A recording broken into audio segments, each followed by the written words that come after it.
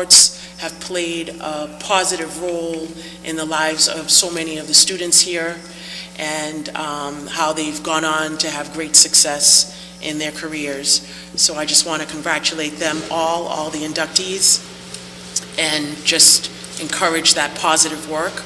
Also, yesterday was the Jingle Bell Run, and my Associate Superintendent, Diane Caldwell, and many others were there to participate in that fundraiser, and that was a fun event for families and children of all ages, and I really hope that it was a fruitful, or I would say lucrative fundraiser for them, but it was definitely the holiday spirit, reindeers and other things, so I was pleased to hear that that was a great event.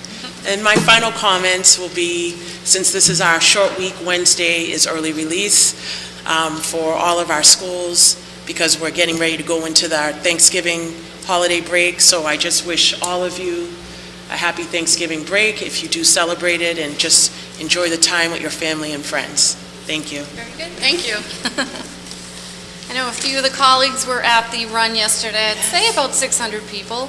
I know they pre-registered like 560, and people were still coming in well after the official start. So it was a very successful program. I know all the money goes back to the individual schools that raised it, so I'm sure we'll be seeing the Jingle Bell people at an upcoming meeting where they'll be distributing nice checks back to the PTOs and the school department. So, great day overall. Ms. Vanderkloot.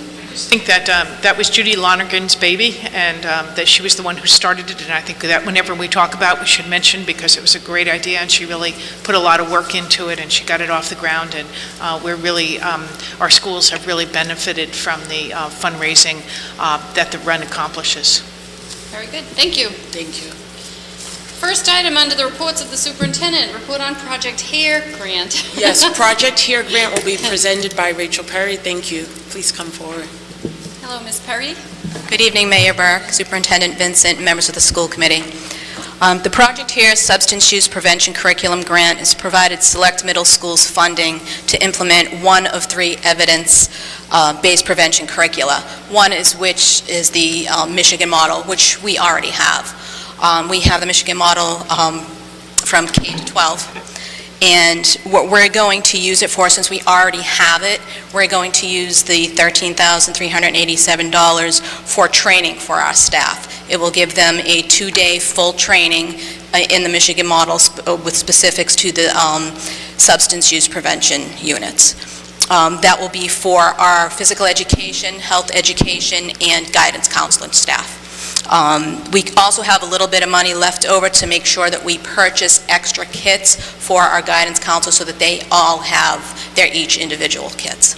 We've been working really hard since I took over the department about 4 years ago to really increase our curriculum around substance use prevention. We had a school committee meeting about that time, and there was a lot going on in the state, in the country, and we've come a long way since then, and this is just a great opportunity for us to really train our staff. How many members will be participating in this training? 22. Awesome. So, yeah. And how many are already trained? So we had a training for elementary staff, so all the elementary teachers were trained, except the phys ed weren't trained at that time. Very good. Thank you. Are there any questions? Motion to accept this report, place it on file by Mr. Benedetto, seconded by Mr. Russo. All those in favor? All those opposed? Motion passes. Thank you. Thank you. Happy Thanksgiving. Same to you. Thank you. Report on Childhood Obesity Prevention Program. Yes, I'd like to ask Tony Vento, our Supervisor of Health Services, to please come forward. Good evening, Mayor Burke, Superintendent Edward Vincent, and members of the school committee. So I'm reporting on a donation that was offered to the Medford Public Schools from Hallmark Health, now known as Melrose Wakefield Hospital. And I wanted to thank Paul Russo because it was a contact of his that brought this idea our way. We know childhood obesity is a serious public health issue, and we, as many other schools across the country, are providing many strategies to address the situation. The data that the school nurses collect in Medford shows grade 4 overweight and obesity rates to be between 43 and 45%. And we have a lot of programs. We have regularly scheduled physical education classes. We have dedicated recess time. We have the food nutrition program, which promotes healthy food and vegetables and portion control. So we are making a lot of the similar movements as other schools across the country. So the donation that we're receiving is $2,000, and it's initially funded by the Bruins Foundation, with the goal of promoting physical activity for children. When Rachel Perry and I met with the community representative from Hallmark Health, we decided we'd like to include all children at the grade 4 level. So we decided to use the gift to augment the physical education program that's already standing by buying personal pedometers for all the 4th grade students, and setting up, we're looking to promote and recognize the benefits of walking and developing that into your own ongoing personal fitness throughout your lifestyle. So everyone will get a personal pedometer. They'll record their steps through the week, and we're hoping that we can get teachers to encourage students to graph. The class can graph their steps and have a little class competition. And at the end of the program, we will award a prize to the class with the highest number of steps. We expect to run the program for 10 weeks between March 22nd and May 31st. Wonderful. Thank you very much. Thank you, Mr. Russo. Mr. Russo. Thank you.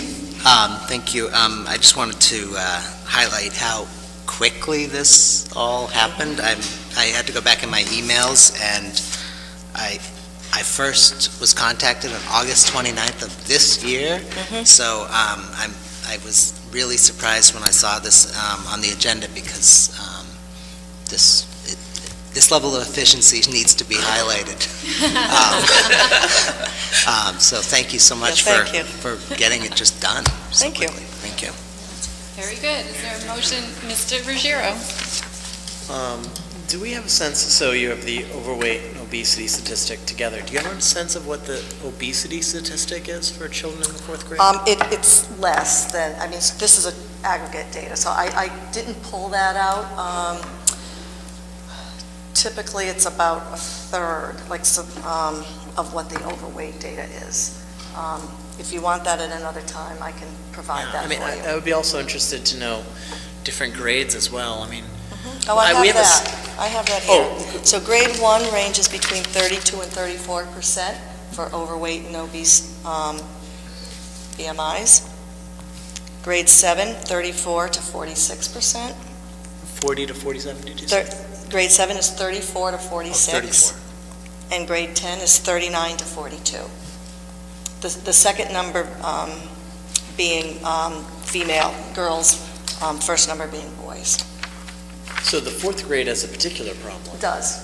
Part of that is because grade 4, that pre-pubertal growth, just normal growth and development, that age child will develop weight prior to having a height growth. So that's just normally what happens to all developing, growing children. But it's a good time, grade 4 is a great time. You have kids that are easily engaged in projects like this and starting to understand a little bit of peer competition and motivation, and it's a good age to start promoting some kind of program like this. The health effects of childhood obesity are significant. They can be. And I want to know, for me, I think that this is a conversation I would like to have more of, if possible, especially thinking of solutions that we could do, whether it's a question of looking at our lunch program or looking at more activities for children, because these are some frightening statistics. Yeah. Our lunch program does meet all the federal guidelines. Well, the federal guidelines aren't very good. There's 20% of America children are True. obese, not overweight, but obese. So, but we do look at portion control. We look at promoting healthy food, fruits and vegetables. There's a number of community organizations that offer some after-school activity times. It's a population problem in our country. Do you think the lunch program in particular could be explored? Like, we offer pizza every day at the high school, right? I'd have to have Retta Smith come in to do that. I mean, I would personally, if we could, find time for it. I know we have a busy, but if we could find time on the agenda, I'd really like to consider this problem, because I think we have a serious problem. Yeah, and Ms. Smith can address a lot of the finer details of our nutrition program with you. Thank you. Mr. Russo? So how do our numbers compare to similar communities in Massachusetts? Fairly similar. They are, okay. Thank you. Unfortunately. Yes. Right. Very good. Well, thank you for Thank this, you. getting this going so quickly. Thank you, Mr. Russo, for the recommendation. So before we start, I'd like to request a report from the superintendent or complete the statistics broken down. By Not grade? just, yeah, by grade, but not just overweight, but also by obesity. And if possible, I would like to really have a full conversation. Oh, you don't do it's overweight and obesity? We don't do heights and weights on every grade. We do Okay. grade 1, 4, 7, and 10. That's what the state mandates. Okay. Well, I mean, that For would at those least be a grades. start. So you just want it broken down by overweight and obese. Yeah, I just want to know how many are, because the difference is, between overweight can be a pound, but obese, that means you're walking into adulthood with a 1 in 3 chance of having type 2 diabetes, right? I mean, it's a serious problem. That's a lifelong condition. On the motion before us, seconded by Mr. Russo, all those in favor? All those opposed? Motion passes. Thank you. Next, report on social emotional learning. Stacy Shulman is going to come forward to present that report. Good evening. Good evening, Mayor Burke, Superintendent Edward Vincent, and members of the school committee. Thank you for allowing me the opportunity to talk about some of the social emotional learning initiatives we have done thus far this school year. We have restarted the Social Emotional Learning Committee on 2 levels, one with community partners as well as another with school administration. These teams review emerging needs and how we are supporting students in the school as well as the community. And we hope to continue with the LCL teams in each school building to focus on their individual school communities. In partnership with the Board of Health as well as the Mystic Valley Health Coalition, we have completed a survey of district administrators on social emotional learning to provide some insight to areas of success and opportunities for growth.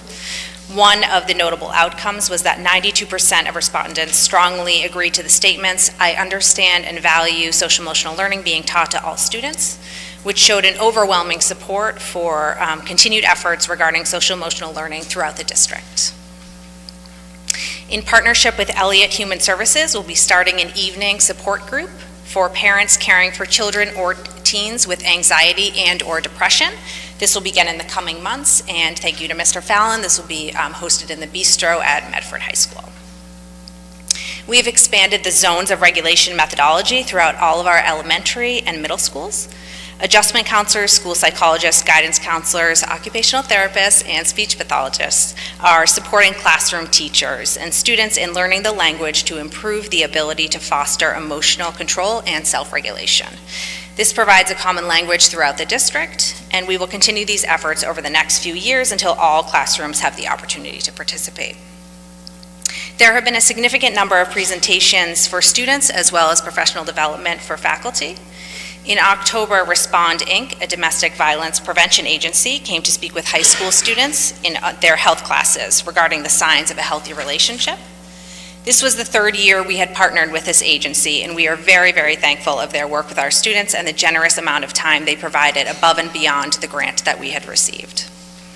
The Columbus Elementary School received some training in October provided by DESE through their school SAFE program from Jason Wheeler, and this was around a supportive school environment for LBGT youth and their families. Counseling staff on Professional Development Day this past November 6th participated in crisis response training with the guidance of Deborah Rivlin from the Children's Room in Arlington.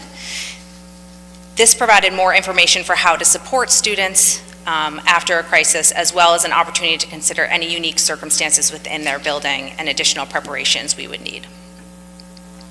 We have partnered with the NAN project through Elliott Human Services to bring mental health awareness and suicide prevention to the high school. On this past PD Day, many of NAN project peer mentors presented to the high school faculty. Debbie Helms from the Samaritans presented on the risk, signs, and responses to a student in crisis for mental health. In December and February, the NAN project peer mentors will be sharing their stories with students in the health classes, as well as to provide information how they can seek mental health support within the school. The NAN project will provide the opportunity for high school faculty to receive an additional training in QPR, question, persuade, refer, which is an evidence-based methodology for suicide prevention. We will also provide this training to a select number of junior and senior students in March 2019 to enable them as peer leaders. Elliott Human Services will join the McGlynn faculty on December 17th to discuss mental health in the classroom. This will review signs and symptoms of a potential mental health challenge, as well as how to support students both in the classroom as well as additional support within the school building.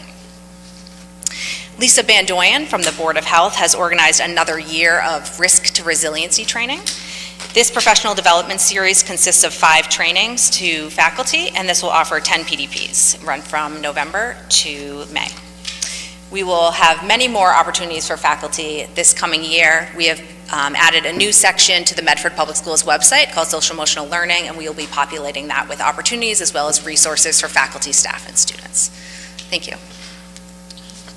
Ms. Vandekloot. Hi, thanks for your report.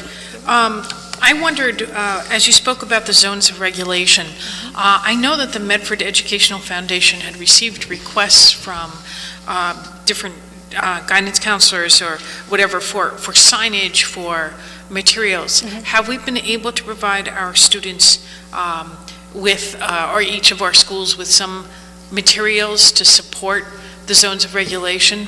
We have some materials, but we're always looking for more. More posters for each of the classrooms. Yeah, I think that the thing was, our concern was that, well, at the time, it seemed very piecemeal, and we wanted it to be unified so that every school had the same sort of things. To be honest with you, I see that as a school initiative, since we're doing this, that these are things that we should provide our classrooms. So I'd really like to have you to have an opportunity to sit down and see what we've got and what in each school, and what really the counselors and teachers, principals feel is necessary in terms of some visual reminders. One of the items they've asked for is for assistance with color printing. So there are many sort of projects that classrooms can put together to learn what the different zones are, but they're by color, and the color printers are often very costly. So I think that was one of the items they were looking to seek, but I agree that an inventory of what we have and what we need is noteworthy. Right. I just, the foundation didn't want to fund piecemeal projects. It's not what we're about, so we really have been waiting for this year to see what the initiative is going to be, and perhaps we'll be able to support it to some degree, but only if we have an understanding that we have a comprehensive approach to it. Also, I just want to mention that Mr. Rousseau and I, Paul, we had a wonderful opportunity at the school committee conference to hear a professor from Yale speak on social emotional learning. I don't have his name with me today. I do know he's going to be doing a in-service sort of training, which was really geared for superintendents, but unfortunately it's the same days as your superintendent conference down on the Cape, but I think we should look into it and see if it's a possibility. He was truly inspiring, so it might be nice to be able to send someone from our district to go. Wonderful. Mr. Russo. Thank you for the report. Sure. So I know that making trainings available is different than mandatory because of contracts. Yes. And for the zones of regulations, I see that we want to make it so that in the next few years, there'll be the opportunity to participate. Yes. When it comes time for contract negotiations, it's good to know whether or not we provided the opportunity, and we are at 20% of people taking those opportunities versus 95%, because if it's 95%, we don't have to bring it into the negotiations. But if the school committee wants this to happen, and we provide the opportunities, and few people are taking the opportunities, then maybe during negotiations, we would decide to make that part of the contract.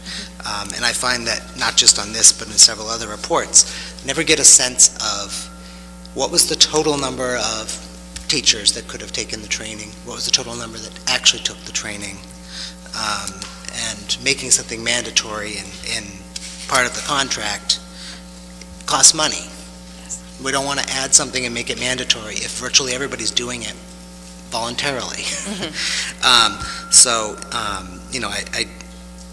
don't know what it means to make it the opportunity available, and what, from a rollout perspective, does that mean most of the teachers will have actually done it or not?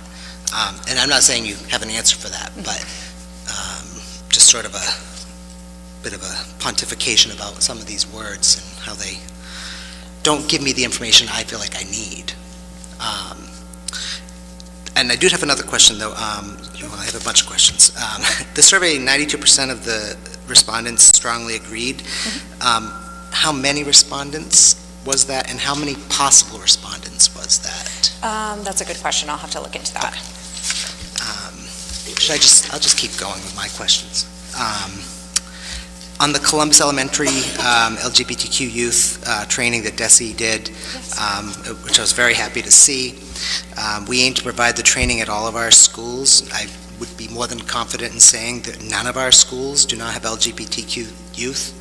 So this is one of those things where having the training available at all the schools, what's the timeline? Are we talking like in the spring, or are we talking in the next few years? Because all those students that would benefit from this aren't getting the benefit until their teachers and the administration have been through the training. So, and I don't think you have answers to these questions. That's okay. I'm sort of asking them out loud. The NAN project on suicide prevention, I see it says high school.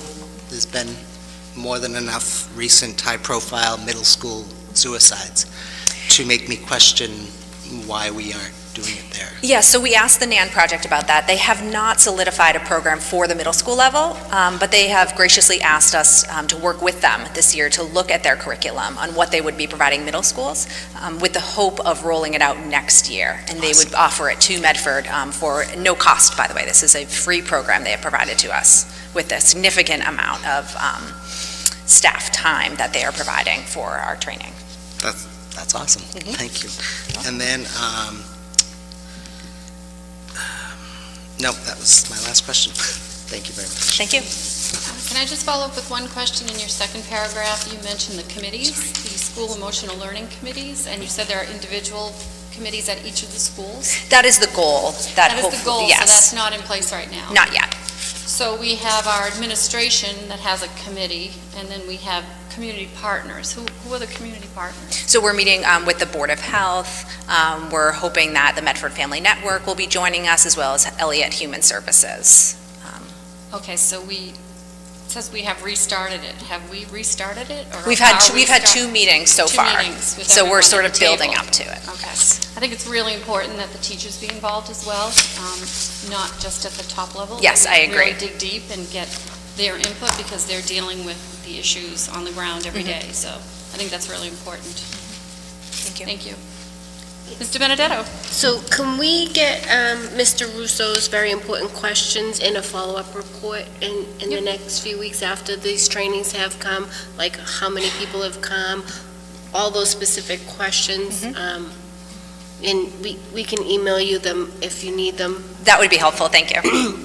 So that way we don't expect people to come with the answers prior to the training, but after the training, it's really nice to have you come back and say how it went, how much participation, and if you feel like what went really well and what changes you would make for next time. So, and they were very good points. My question was, I just want to make sure we're incorporating the Curtis Tufts program that we have here We have an alternative high school program. Yes. I would really like to see their presence at all of these trainings. These are experts that deal with children's needs all day, as well as our Director of Student Services. They are experts within our district, and I think that they could bring a lot of value by their presence, and them going and hearing what whoever, all parties attending, their concerns are. They also grow as educators and figure out what the needs are for the district and how to make our programs meet those needs. And it will help for pre-planning and being proactive rather than reactive about the needs within our community. So I strongly recommend that. And I motion to accept the report. Thank you. Ms. Thank O'Hara, you. would you like to comment if you'd like to use Ms. Kretz's microphone? Yep, come on over. We have to get her affordable.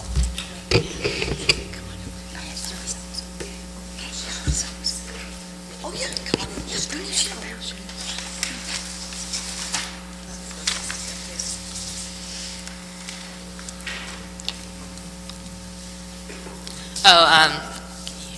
Hello. Good evening. I am a high school senior at Medford High School, and I work with several different clubs and part of it. And we talk, recently we've been talking a lot about mental health and mental health awareness. And I'm kind of curious about, you said here, we on the second page, third paragraph, you said, we will also provide this training to a select member of junior and senior students in March. That's right. Will those students be from Medford High? Yes. And around which time will you be asking students to join you for the select training? So we're offering the training after the peer mentors speak within the health classes, and we're figuring out those dates coming up. Okay. And also another question. You said here that it's working towards mental health awareness in all different parts of the schools, in all different school buildings. Is that through QPR and Risk to Resiliency, or is that? So Risk to Resiliency is the Faculty Professional Development Series, and the NAN project is offering the QPR training to faculty and some students as well. Okay. And how are you picking the students that will receive the training?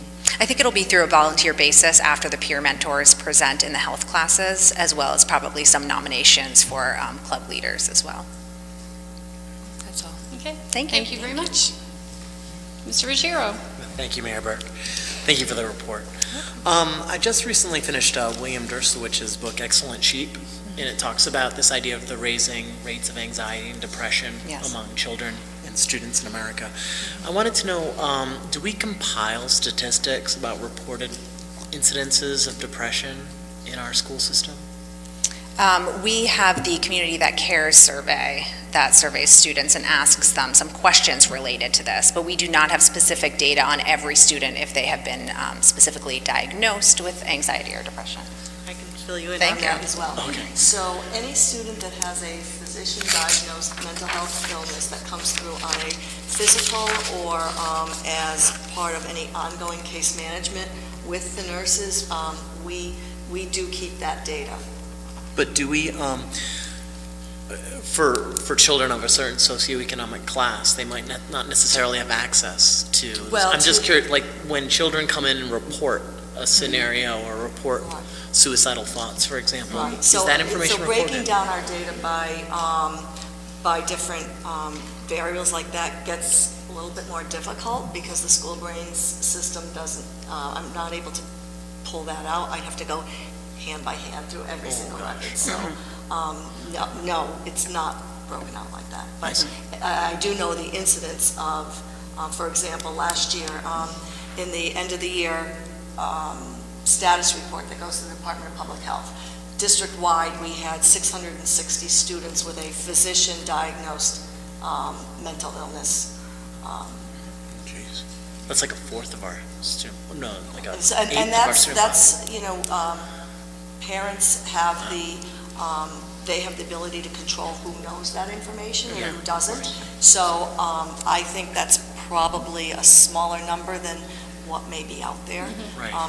Because of, the parent has the discretion on whether they disclose that or not. Sure. Statistically, it's 20%. Statistically, it's Yes. 20%. And is that what we found with the surveys, when were students self-reporting that statistics? Like, on the survey, do you say, I have suicidal thoughts, for example? Is that on the survey?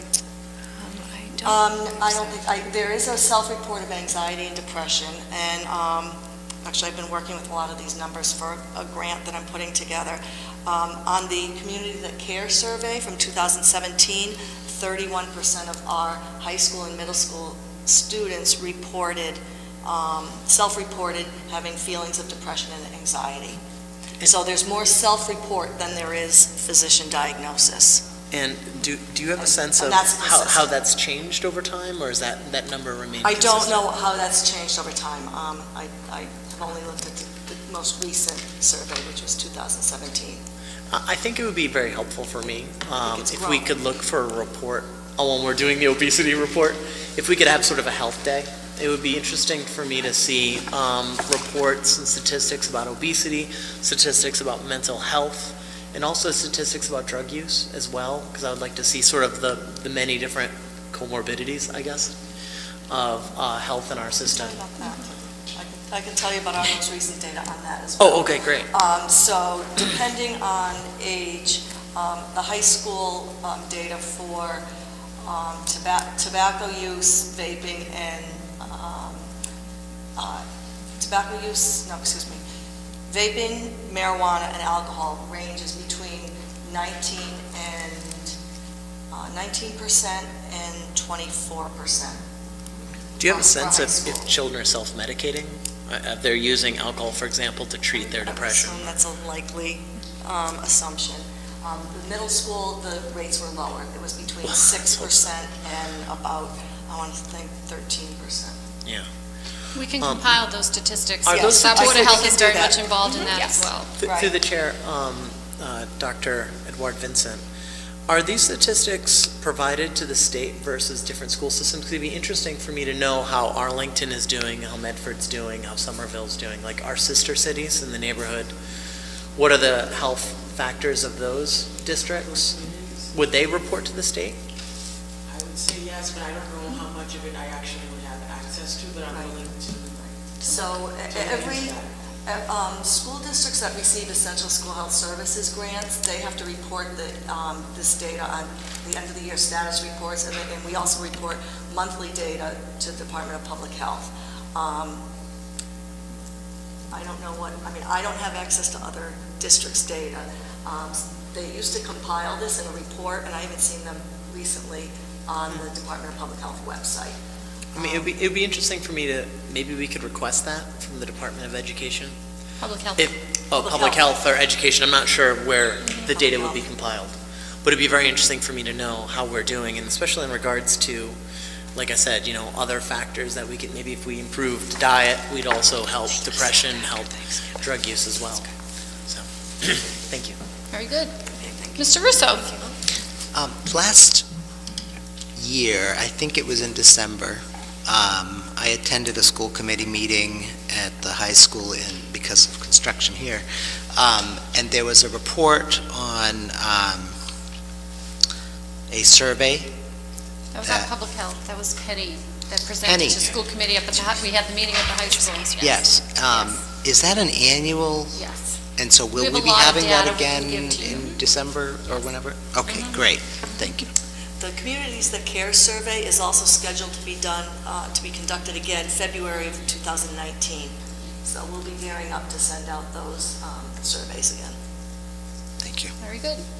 Is there a motion for approval as amended by the questions that have been asked this evening? So moved by Ms. Vandekloot, seconded by Mr. Benedetto. All those in favor? Aye. All those opposed? Motion passes. Thank you very much. Thank you. Report on Professional Development Day, November 6, 2018. Dr. Bernadette Brigadelli, our Director of K-12 Curriculum and Instruction. It's chilly. Better than not. Good evening, Mayor Burke, Superintendent Edward Vincent, and members of the Medford School Committee. So So I'm here tonight to give you an overview report on the first of 2 district-wide professional development days. So this professional development day occurred on Tuesday, November 6th. Again, it was district-wide. The venue was varied. It occurred in almost every school in the district. I believe the only school that we did not have workshops taking place was the Roberts. Roberts faculty obviously were engaged in the workshops, but just not on site. So a majority of the teachers on the elementary level attended one of 2 workshops. So if they were K-2 teachers, they attended the RTI training workshop, which was a day-long workshop. If they were teachers of grades 3 to 5, they attended the Math Protocols workshop. The Math Protocols workshop was a Department of Ed sponsored workshop that several of us in the district, including myself, were trained on last year. So again, it was a protocol developed by the Department of Ed to acclimate teachers on how to best teach students with learning disabilities. On the secondary level, both middle and high school, most of the teachers participated in workshops in the morning that were content related and in the afternoon which were building related. And then there were other workshops that were more specific in nature to a specific area. So for example, physical therapists had their workshop, occupational therapists their workshop, speech language pathologists had their workshop. A more detailed breakup of the 28 workshops that took place can be found in the packet that you were given prior to this meeting tonight. A really important part of what we do when we have a professional development day is to gauge how people feel about how the day went. So you will see in the report that we gauged their feeling by asking them 5 questions, and we also gave them an opportunity to write their own open response, which we have. But for the purposes here, to keep it quantitative, I have the results of the following. So we asked these 5 prompt questions. The first was, I feel the objectives of the workshop were met. So on a scale of 1 to 5, the respondents on average responded with a 4.7.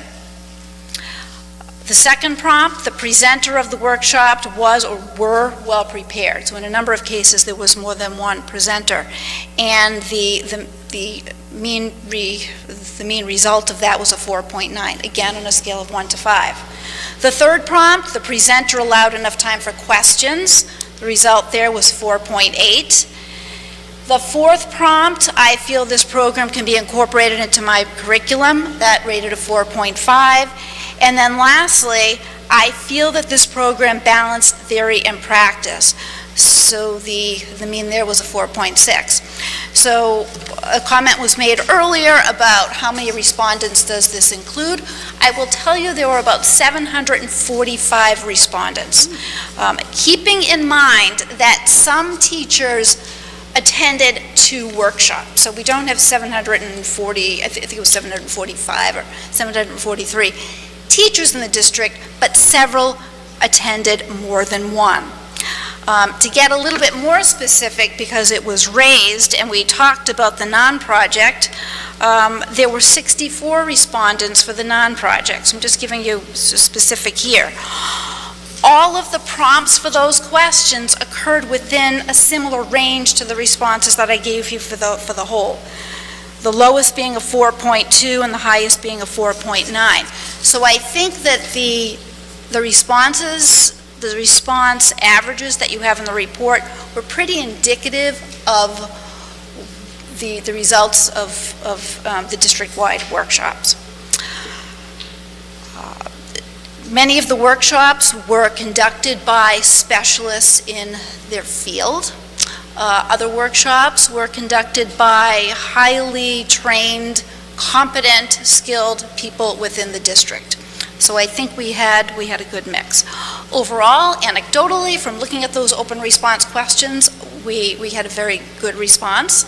I will say that we had one teacher who told me when I was at the McGlennon, and I think he shared it with Dr. Edward Vincent, that in his 12 years in the district, this was by far the best PD he had had, and I will say that was from a social studies group. And I know that social studies group was very, very happy, as was I. So overall, I would say it was very positive. I am happy to answer any questions that you have. Ms. Riccadelli, did you ask her any suggestions at the end of it, if people, teachers, professionals would like to see a certain topic covered? That, I know this is very expansive, what you did offer. So many of the respondents were happy that we offered a lot of content-related professional development, because that has been an issue of concern in the past. I think a lot of people wanted more time. That was a comment that came up over and over. They wanted more time, especially in those content-related workshops. We try to balance it, because there are things that are really important for teachers to hear. So for example, the non-project, that's important. So where teachers in the foreign language perhaps may have wanted to stay in their grammar workshop, it was important for them to get the balance of getting the non-project. So I think it's always kind of a struggle on how you divide your time. So to specifically answer your question, I think more time with the content was feedback that I saw over and over in the 740 plus responses. Very good. Mr. Russo. Thank you You're welcome. for answering my first question before I asked it. I had a question. Well, first I wanted to say I was really excited to see that teaching pathways through the music curriculum was in there. That sounds wonderful, and I have to assume that one was very well received based on all the other ratings. But It was, and I have the ratings. To go through them right now, I do have them readily available. It was good. Both of the music workshops were conducted by in-district teachers who are very highly respected. And then my last question is, so around the curriculum review and media technology, the computer science frameworks I see, and I have actually, I think, read them all, the Massachusetts ones, and I know that the federal ones put out during the Obama administration were, really, they were computer science frameworks. And what Massachusetts adopted was this sort of watered-down thing that Massachusetts legislature thought we could probably do something like that. So their computer science frameworks includes typing and using a mouse, which is not a computer science, isn't in the computer science framework. So I'm just wondering if we are just sticking straight to the computer science frameworks, or are we going to go above and beyond to do what we really should be doing? So with regard to the keyboarding and that is also found in the ELA framework. So in between, what is expected for typing open responses in ELA, as far as standardized testing and the standards, I think it's a mix. I think what you're getting at, what you're asking is, are we dealing with the higher order thinking computer science skills? I think there's always room for improvement. We are sticking with the Massachusetts frameworks. And I think your question really begs some more discussion with regard to that. Okay, not tonight. Not tonight. I don't have the answer for you. Are there any other questions? Mr. Ruggiero? Yeah, I've, just like everyone else, I've attended good PD days and terrible PD days. How did we do last year? So we had two professional development days last year. If you remember, the second of the two was the day that we devoted to security, which I believe was February 26th.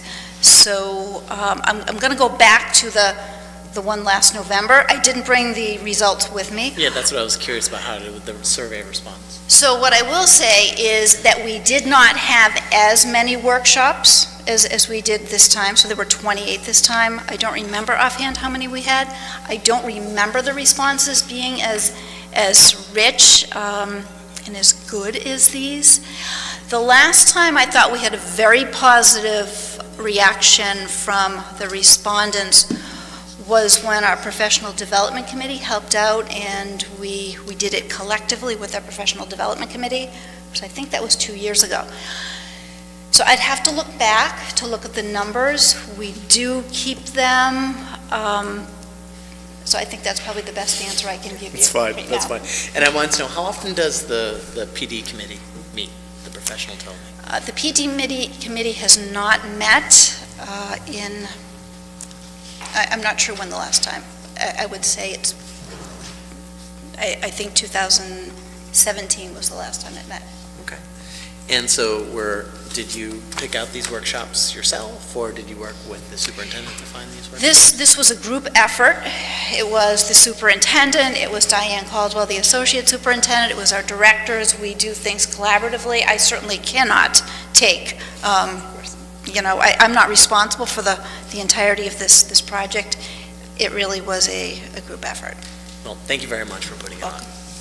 Very good. Is there a motion on the floor to accept this report, place it on file by Mr. Benedetto, seconded by Ms. Vanderklut? All those in favor? Aye. All those opposed? Motion passes. Next, report on ABCD award to Marie Cassidy. Ms. Caldwell. Good evening, everyone. I'd like to call Marie Cassidy up, please.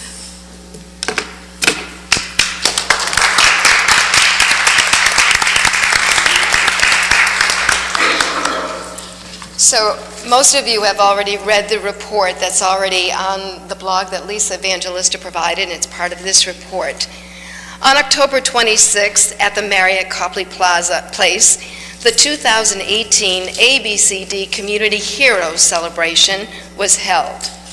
Our own Marie Cassidy, longtime director of Medford Family Network, was one of the 20 who received this Community Hero Award. For me, this is pretty exciting. We celebrate our kids all the time. We bring them to you, and now I get to bring you one of our own to celebrate Marie Cassidy. So it makes me very happy to do this. Marie has been director of Medford Family Network for 25 years. She is an advocate, tireless advocate for our students. She works with community collaborations all the time. She supports our EL families. She helps families connect with resources to other communities. She has a summer fun program, which some people don't know, but I'll tell you in a minute how much it means to me. She reads stories all the time. You just walk by Marie's office and her rooms, and it's filled with joy. That's how I feel. So I'm going to tell you two quick stories. One is about an opportunity that I had to listen to a family tell their story of sadness and despair. This family lost their own child, and they were floundering emotionally themselves. They were unable to help their younger son cope. A friend suggested they go to see Marie Cassidy at Medford Family Network.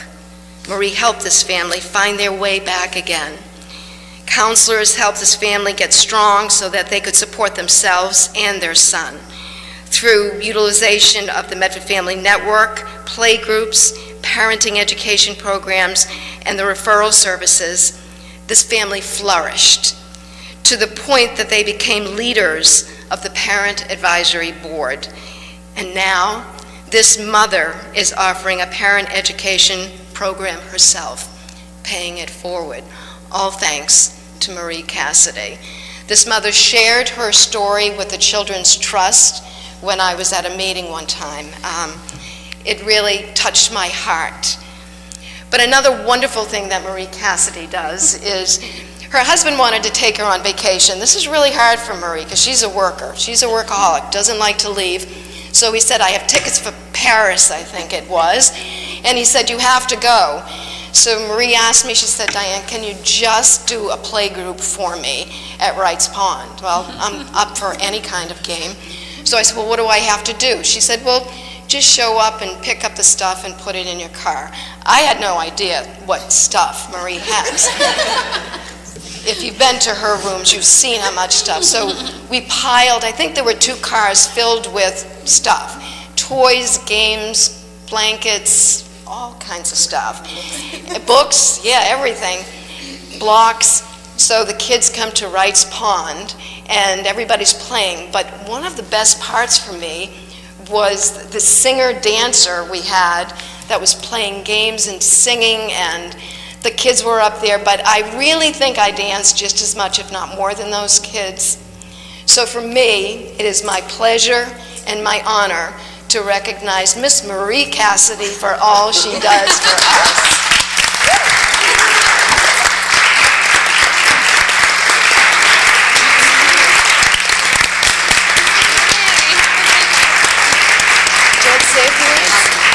Marie, please Thank step you up so- here. Please come up here with us. Oh, my Address the audience.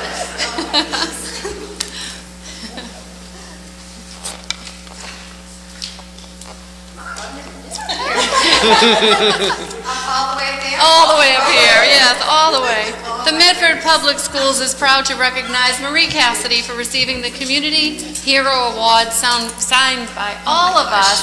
Thank you. It really is. We're so proud to know my you. Lord.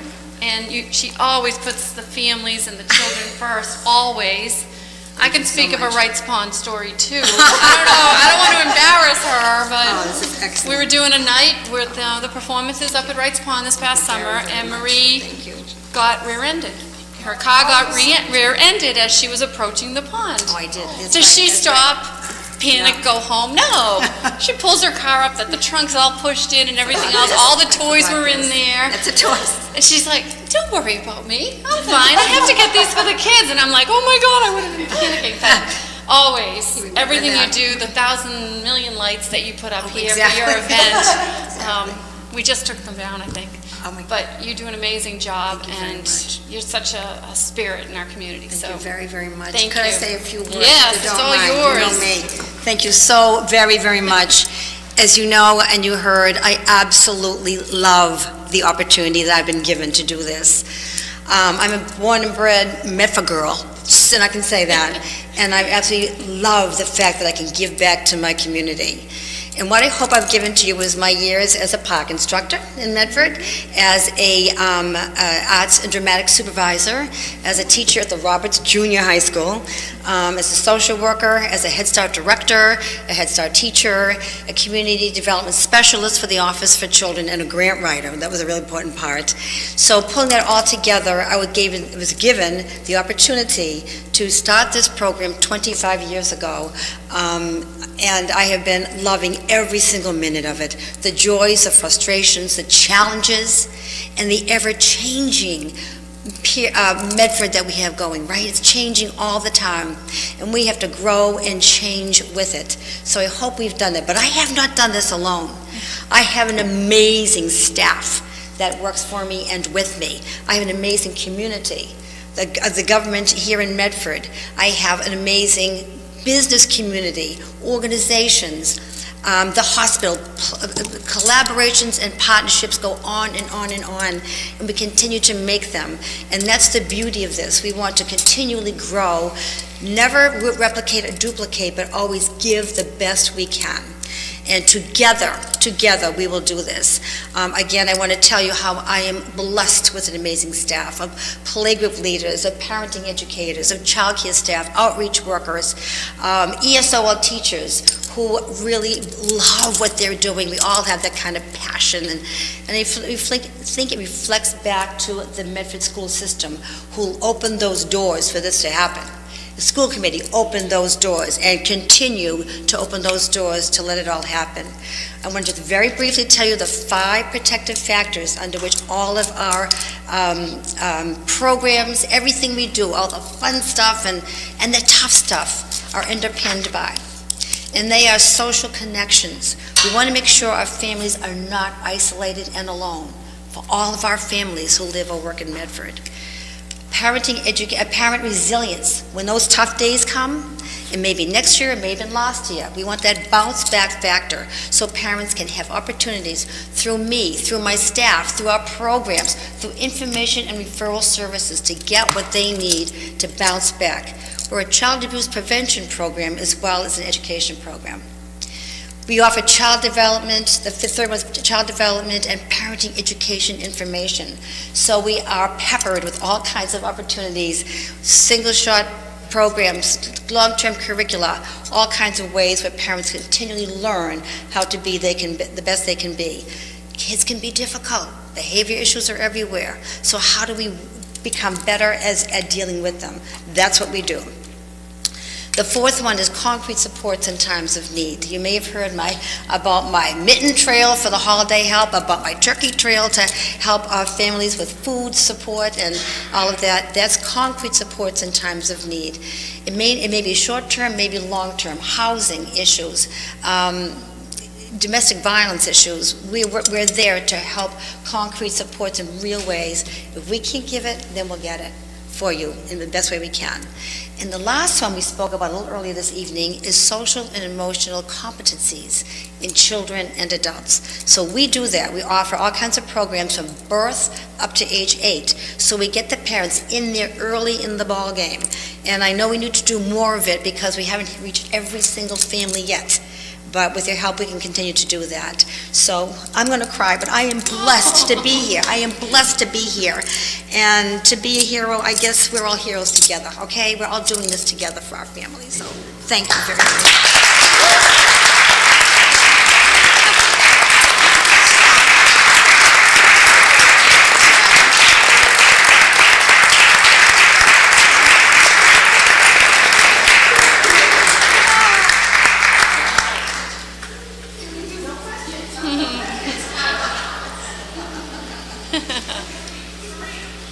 Marie, other side.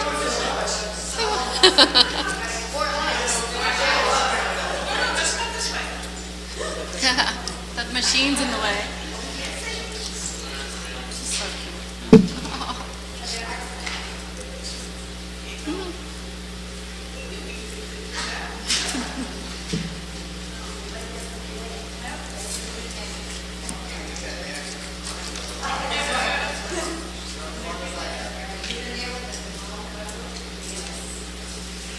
Congratulations. Yeah.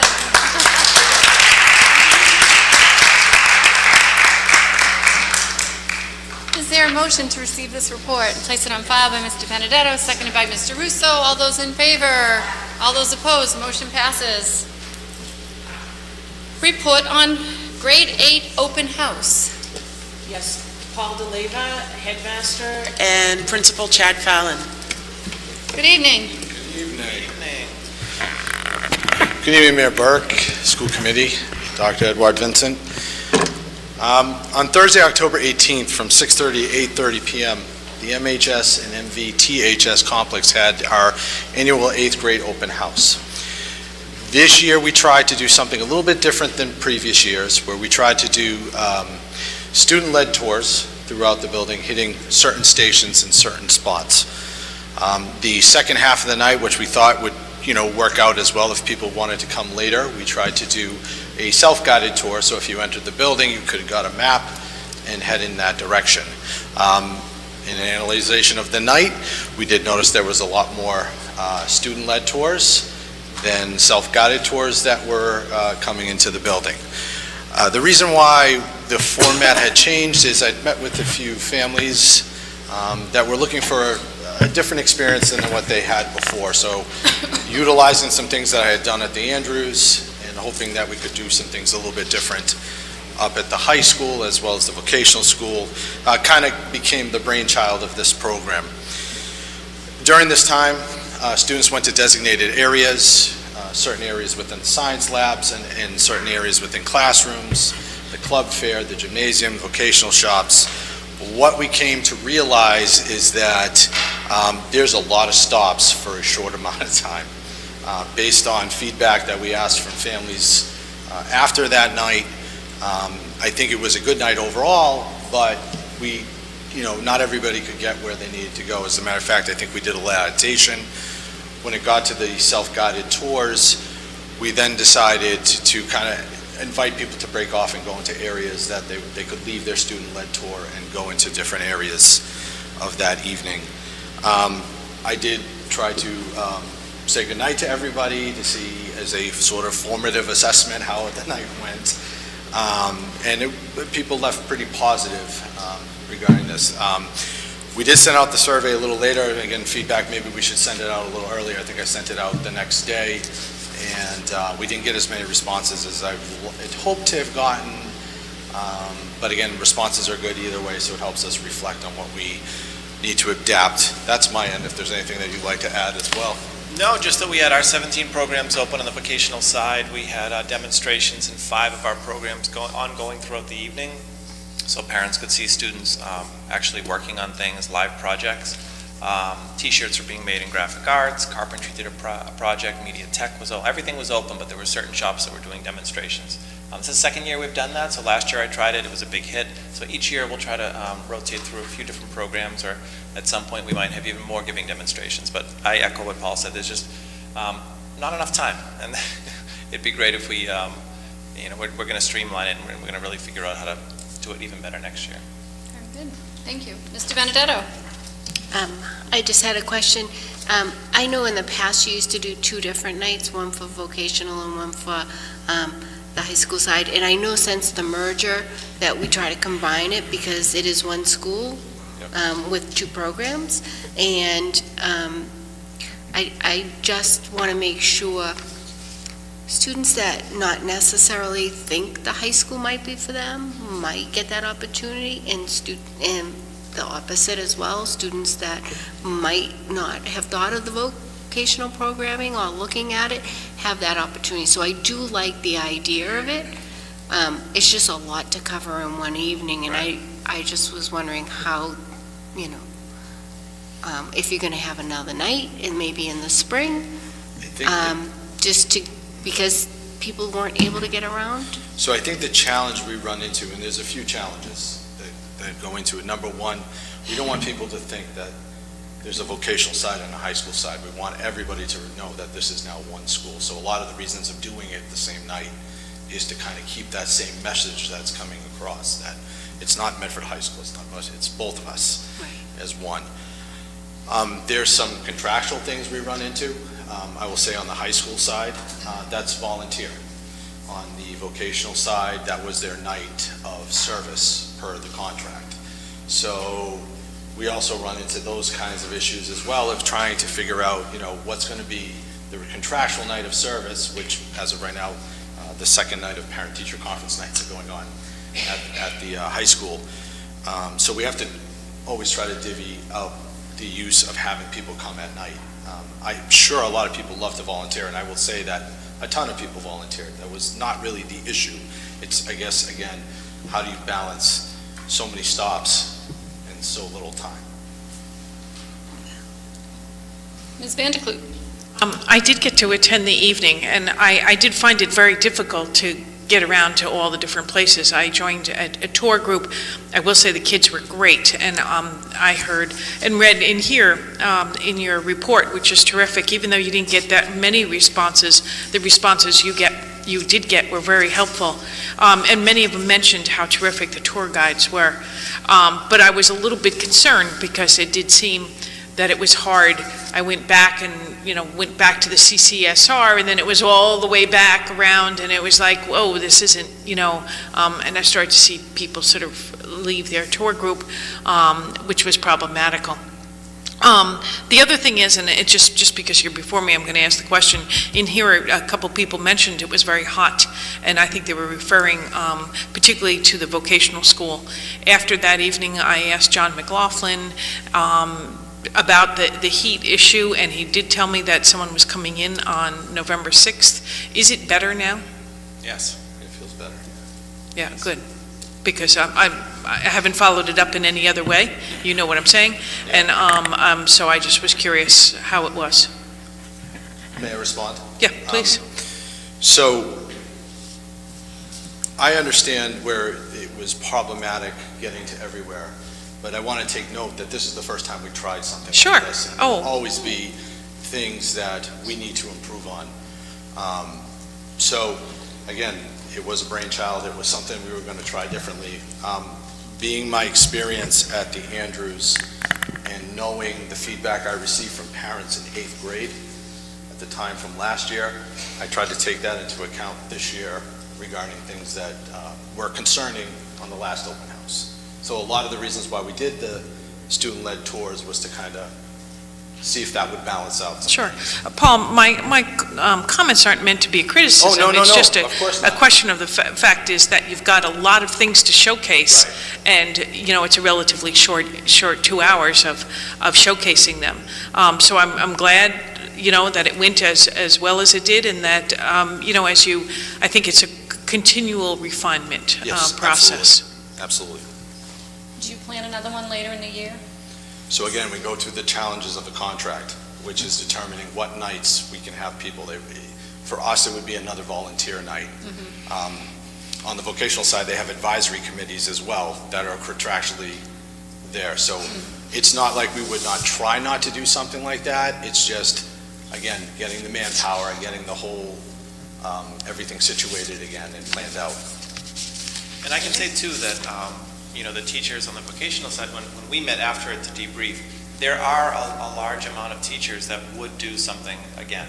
We talked about doing it on a Saturday. We talked about doing it on a Sunday for a couple hours for some of the programs to be open. I have to tell you, probably almost all of my teachers would come back because they're passionate, because they want to show.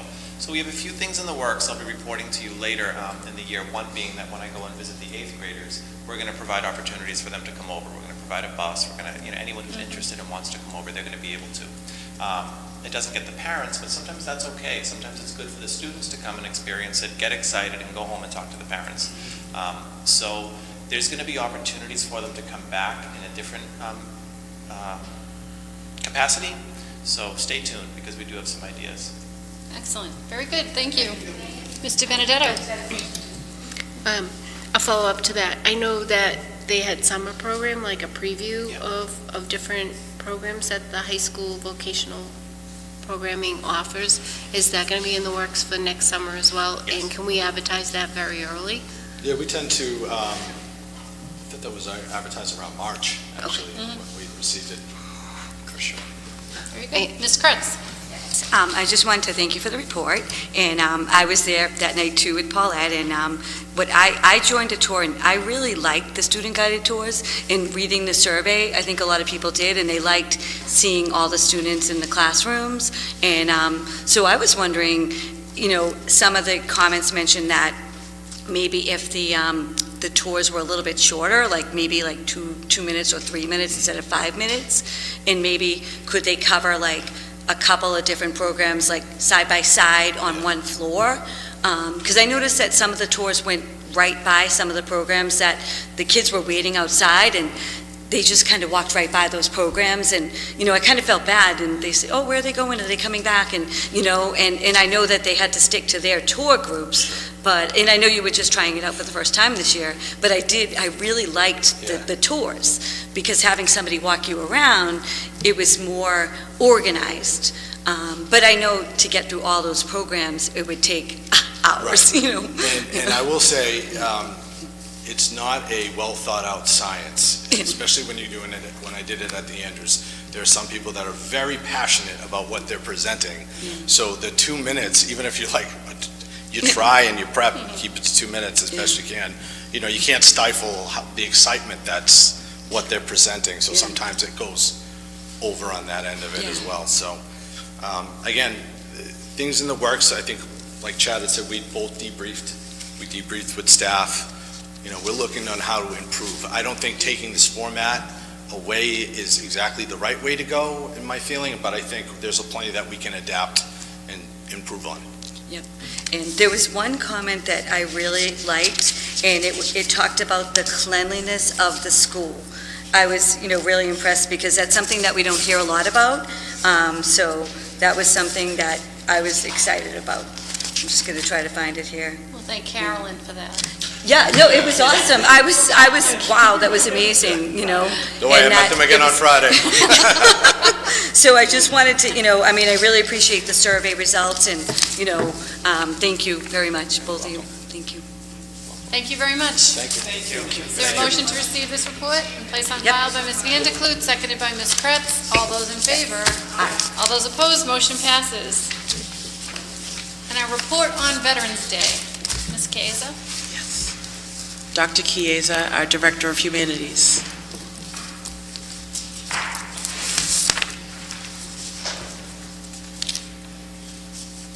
Good evening, Mayor Burke, Good evening. Superintendent Edward Vincent, and members of the school committee. How are you? To commemorate Veterans Day, the Humanities Department and the Office of Veteran Services worked together to sponsor the Veterans Day Speaker Program at the high school. This is the program's 18th year, and it provides high school students and faculty with the opportunity to directly interact with veterans. Veterans visit various high school classrooms, they discuss with their students combat and non-combat experiences, and it's an enormously rewarding experience. This year's program took place November 8th, on Thursday, November 8th, and again, it was co-coordinated between the Director of Veteran Services, Mr. Michael Durham, and myself. The day began in the Superintendent's Conference Room at 7:30 in the morning. We had a breakfast of coffee and donuts that was graciously provided by the Dunkin' Donuts in West Medford, and we also had juice and fruit provided by Food Services Department at the high school. We had a wonderful lunch also with sandwiches and various salads provided by Food Services Department. As a special touch, we had Noah Kretz, a graduate of Medford Vocational Technical High School, present his exhibit of war memorabilia. And this was his collection that he's graciously shared with the veterans and got quite a lot of questions and a lot of enthusiasm from everybody. Throughout the day, on this particular day, we had 13 veterans who were from several different eras, including the Vietnam War, the Persian Gulf War, and the Iraq War.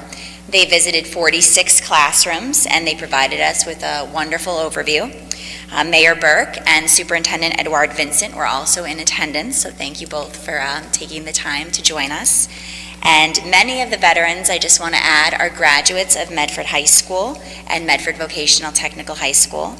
And it was a really wonderful day, as it's always been, where the students were able to get a very authentic piece of history with our veterans. So thank you. Nice job.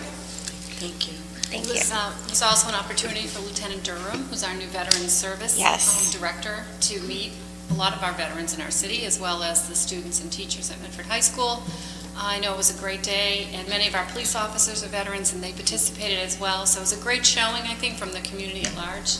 It was wonderful. To really hit home how important it is and what they had to endure and their families as well. Yes, and if I might add, Mr. Durham was amazing. Working with him as his first year, and he hit the ground running and we did a great job. He did a great job when we worked closely together. And a lot of the veterans, they give up their day to come. Most of them came and spent the whole day with us. A lot of them, are working the night shift if they're a police officer later in the day, and they really very graciously spent time with the students and very much appreciate it. So, thank you. We have a question? Mr. Paro? Oh, sorry, I don't have a question, but more like a statement. Sure. Okay. I thought, sorry. So I came to Medford High in February, and I've been to 3 different high schools overall. Okay. And Veterans Day has always been very mundane. You don't really do much. Maybe have a veterans drive, but that's very separate from the regular school day. Yeah. So the first time seeing veterans come to school and having them involved and having people ask questions, and I had a lot of friends and peers talk to me about veterans coming to their classes. I didn't have one in my class for separate reasons, but I thought it was just a very awesome thing to see, and it was very nice to see how they related back and how the teachers talked about it. And I thought it was very meaningful to the veterans and other people, and it seems very sincere. So thank you for that. Thank you for saying that. Very Thank you nice. very Thank much. you. Appreciate Thank you for sharing that. that with us. Thank you. Nice job. Is there a motion to receive this report and place it on file? Yes. By Mr. Rousseau, seconded by Ms. Vanderklut. All those in favor? Aye. All those Thank you. opposed, motion passes. Thank you. The next item is negotiations and legal matters, which is there a motion to move this paper out of order, to put to the end of the docket? Yeah. There's a motion by Ms. Vanderklut, seconded by Mr. Russo. All those in favor? Aye. All those opposed, motion has it. New business. Whereas community participation is critical to a well-functioning school system, and whereas many parents find evenings difficult to arrange childcare so that they can attend scheduled meetings, Therefore, be it resolved that the school committee schedule community participation meetings on 2 Saturday afternoons every year. Through participation with parent-teacher groups, childcare and entertainment will be made available to parents. In addition to school committee activities, other school volunteer groups will post opportunities for further parent engagement. The dates of these events will be determined at the convenience of the superintendent of schools, Mr. Ruggiero, Thank you, the Madam. author of this item. Yeah, when I decided to run for school committee, one main question motivated me. Simply stated, I wondered, with over 4,000 students and $58 million in assets, why are most school committee meetings so poorly attended by parents? Before I ran, I feared that it is, as they say on TV, people were simply disinterested and disengaged in local politics. But knocking on thousands of doors, a passion and brilliance drove me to continue. After a few months, it was an obvious answer arose. It was our timing. People have amazing energy and ideas to help drive our schools forward. But 7 o'clock on a Monday is a challenging, if not almost impossible time for many parents to voice their opinions. In fact, dozens of parents have voiced support for a biannual weekend meeting such as I have proposed. But tonight's meeting time came into conflict with, and these are real responses I got from tonight, late night work schedules that just came up, the parent-teacher conference that are coming up, bedtimes, family dinner. Thus, I suggest we hold a meeting when parents can attend. As you can hear in the resolution, I suggest 2 meetings held on perhaps a Saturday afternoon every year. I propose we create an idea fair of sorts on important topics, such as addressing our budget or energizing after-school activities. The goals and themes of these meetings can be chosen by our committee and our superintendent to ensure that we are generating momentum to projects that we already have in the works. But I hope that we can really move forward real school committee meetings where great ideas can begin to get some action.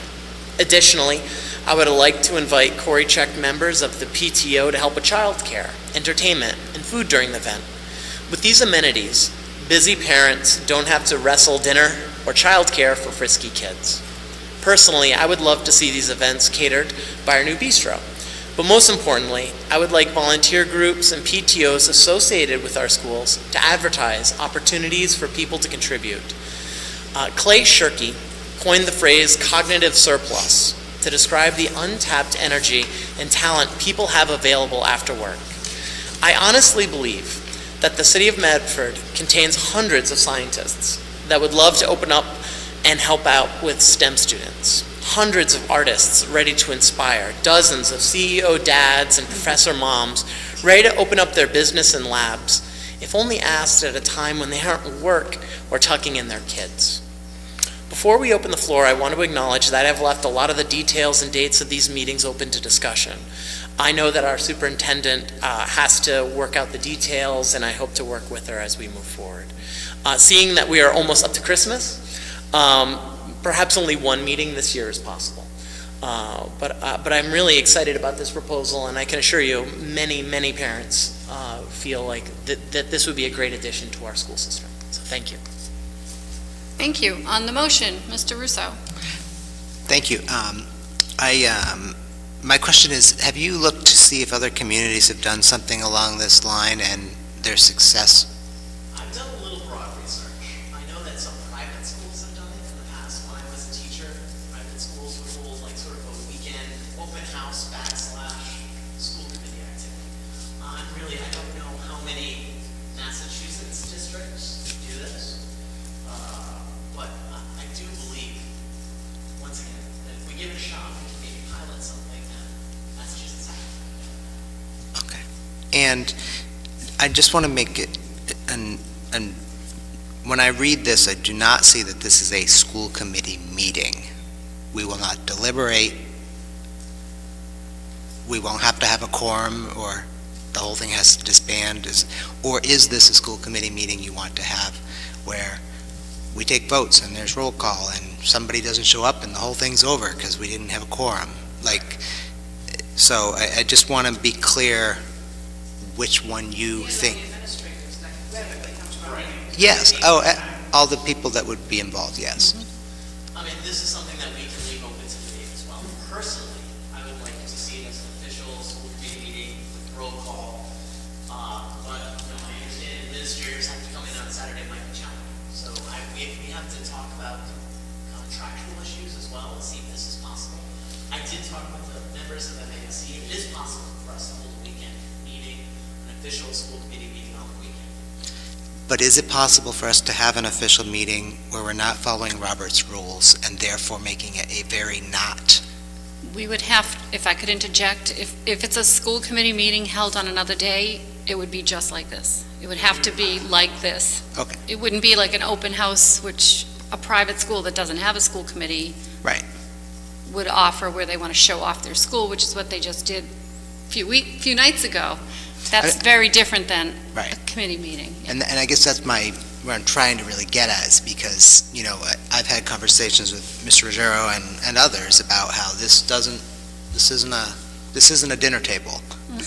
And there's nothing physically or operationally we can do to make this feel like, anything other than it is. If I can inject a point, there's no reason that we could have a recess for 15 minutes, work into breakout rooms, where we had one school committee member with 15 parents, and then reform the committee. There's nothing in Robert's rules that says that we can't pause for a more informal environment. If we do have an official school committee, the mayor's correct, that we would have to hold roll call, Robert's rules of order, but we can suspend some of the rules, or just have a recess and just have a listening session as well, where we're all present. But if we do deliberate and we do make decisions, yes, we would have to reform the committee or after a recess period. Are you all set, Mr. Russo? Ms. Mastone? I appreciate you want parents to get here. I'd love to see parents here often, but like most of us, we do also have kids with bedtimes and feeding dinner.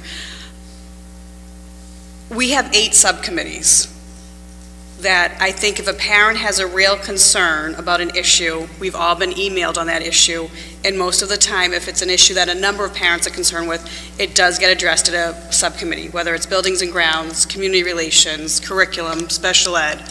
So if we only book this twice a year, the concern that might bring a parent out might not even be on the agenda for those 2 meetings a year. So I'm not sure if this would really get parents here. I think a meeting open to parents, like the community relations, where if parents have an actual concern about relations, they can come to the subcommittee meeting. Or if it's a concern about class size, we can bring it to curriculum and talk to the parents who are very concerned and make a time for them that works for them to get there, whether it's at 4 o'clock on a Wednesday or, 7 o'clock on a Thursday night.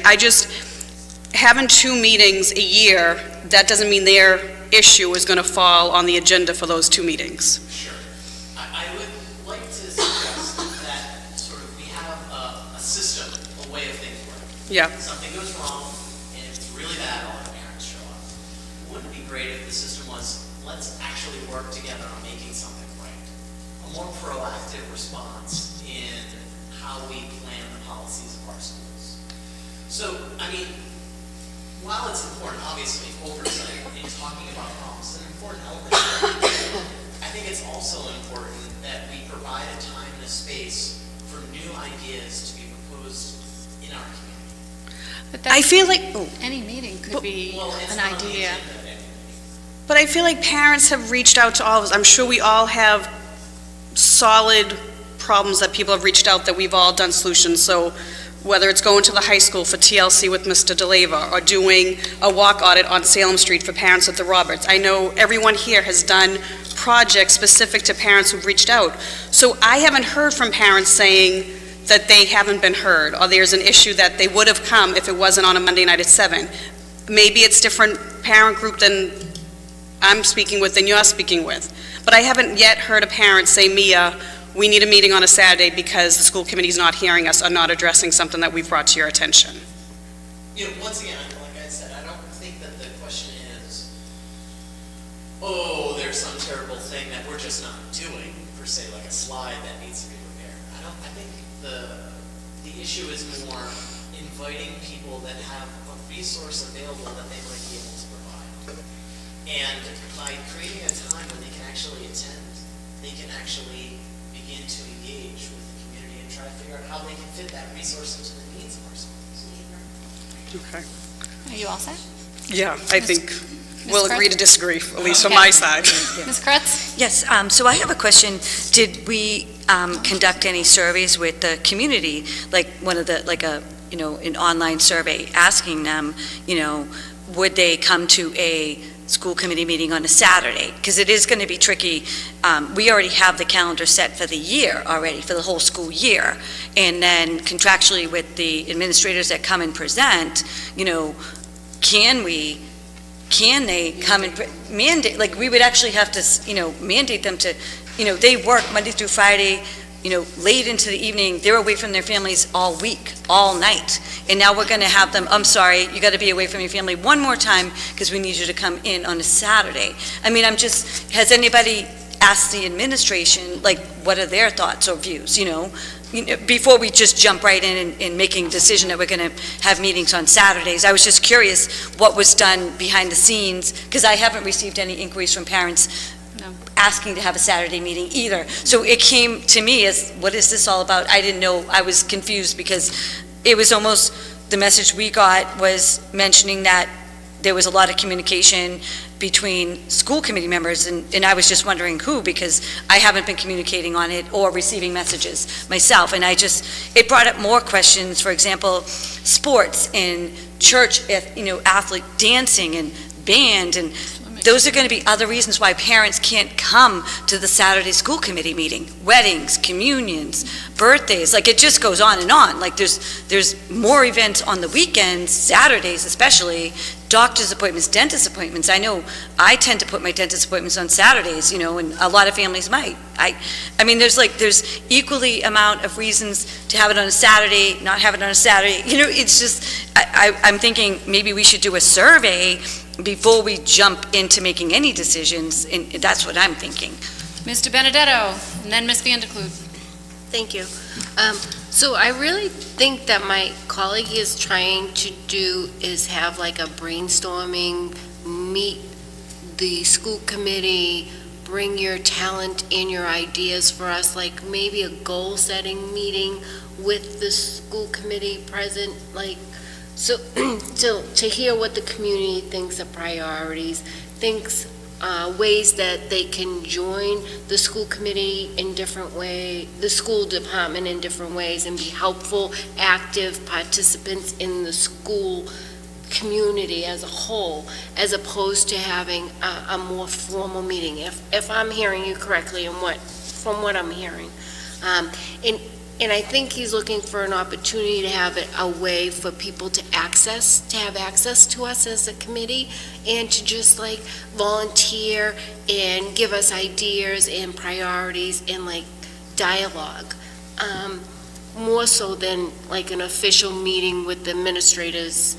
And am I hearing correctly? Is that more what you're looking for? I need some clarity on that. Like, it sounds almost like what you're Right. talking about would be like a specific topic, but it would be a committee of the whole, where we'd all be there. What would the topic be? Like, I guess, Community participation throughout the district in ways that parents and, community participation and involvement, both with the school department and the school committee. It's just to open it up, to hear the voices of the people in our community and to meet them, and to see what they have to offer and what they'd like to do and what they see our future as. At least that's what I'm hearing, and I could be off base. I don't know if my colleague wants to clarify a little bit more. Once again, this is the question that we can debate together, which I definitely want to see all of our opinions on. Dozens of parents have expressed this opinion to me. I do an official survey, this isn't scientific, I'm just explaining.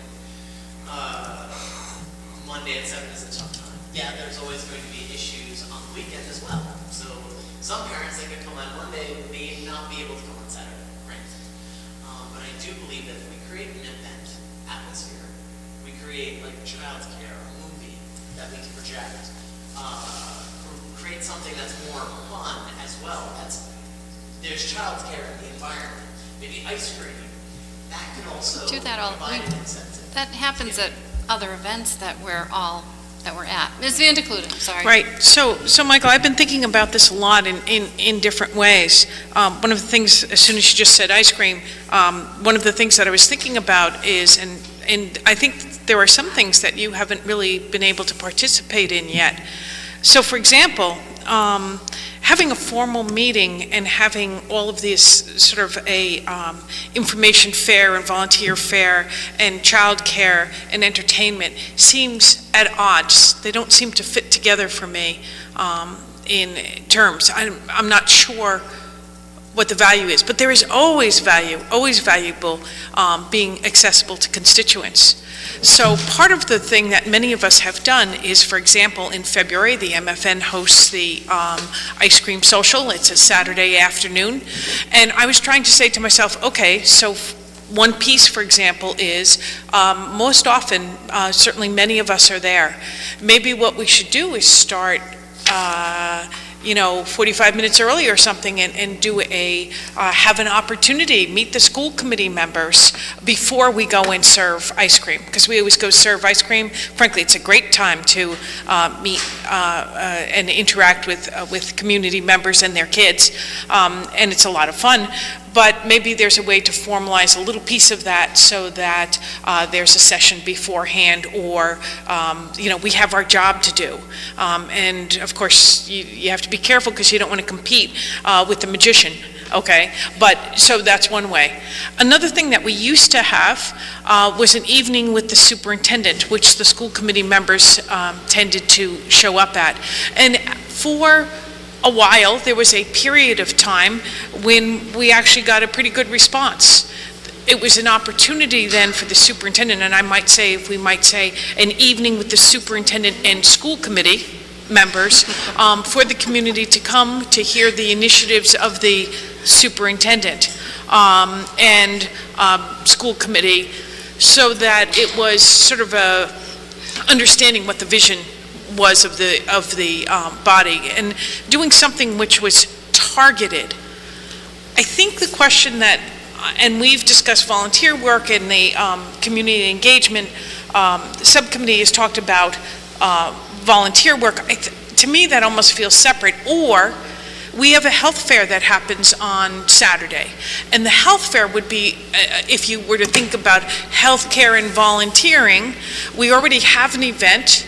It's well attended, that we could combine a piece where the school committee members are present at that, and we might set up other school activities to bring in that piece. As your resolution stands, I can't support it because I think that it's not focused enough to be valuable, because it's going to be an awful lot of work to create that event and wondering whether it will work. But to take your idea and say, which I think certainly has value, and to take a look at different pieces of it and say, how do we accomplish what you want to accomplish in venues that we already, in existing venues, which we could expand without creating so much work, I think has value.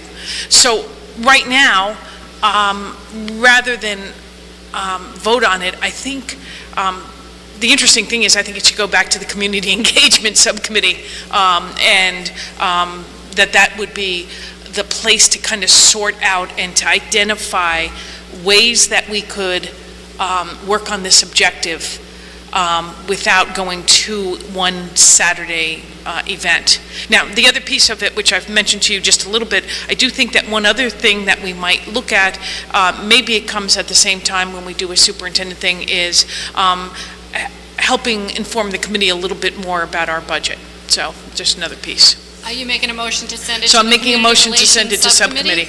Is there a second on the floor to send it to the subcommittee to work out some of the details? There's a second by Ms. Kretz. All those in favor? Aye. All those opposed? Motion carries. Also, we'd like to send our sincere condolences to the family of Ernest Ernie Lorenz, who was of Pennacook, New Hampshire. Prior to his retirement in 1991, he worked as a custodian for the city of Medford for 18 years, and he also had worked for the Hudson bus lines. Likewise to the family of Mary Bullen, mother of Janet Ricardo, former Medford Public Schools secretary, and her husband Matthew Ricardo, former Medford Public Schools custodian. The grandmother of Michelle Bissell, who we all know works for Diane. Executive assistant to the associate superintendent and her husband John, MHS maintenance, and great-grandmother to Janelle DeSanto, kindergarten teacher at the Brooks Elementary School. If we could rise for a moment of silence on the passing of these two individuals.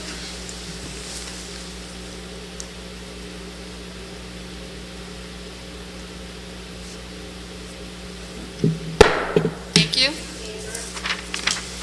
Ms. De Benedetto. We're not ready to adjourn, we still have negotiations. Oh, yeah. Before we move to executive session, could we just go over the requested reports? I think we've received some of them, and just make sure that the list is... First item is the status of PTO registration form, 10-118. If we could get an update of where we are on that in the next few weeks or early January, that would be great. The status of the safety report, has come to our attention that they have individual reports for each of the schools. We have not received those yet. As soon as they are received, we will schedule a committee meeting to discuss them in a high-level fashion, because they are deemed emergency management documents, so the documents will not be distributed to members of the committee or the public, obviously. But it will be highlighted narrative that will be delivered to us. Will we receive one big report with every school? You'll get one executive summary, and you will not get detailed information because of emergency management issues. And is there, do you have an idea of when that would be? We're waiting to get the individual reports. Yeah, we're going to update later on. Gotcha. Disability awareness report, the special ed subcommittee. We had an update on that, and we'll be having a follow-up meeting. I just want to speak with the superintendent about scheduling that, and my associates, of course, as well as the special education and the special education pack. And the next one is a January item, so very good. We had put negotiations and legal matters off to the end of the docket. Is there a motion from the committee to go into executive session by Ms. Mustone, seconded by Ms. Kretz? Roll call vote, please. Yes.